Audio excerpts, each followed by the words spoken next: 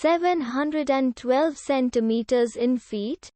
First of all, we need to know the value of 1 centimeter in feet. It's always 1 centimeter equals 0.03280839895 feet.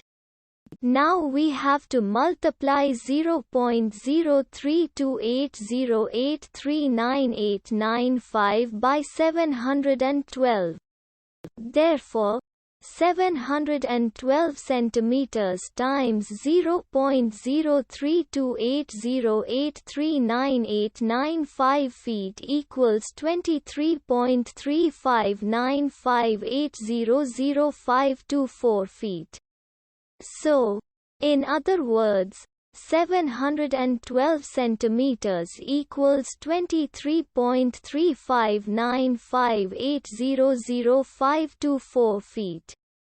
We hope you have enjoyed this video.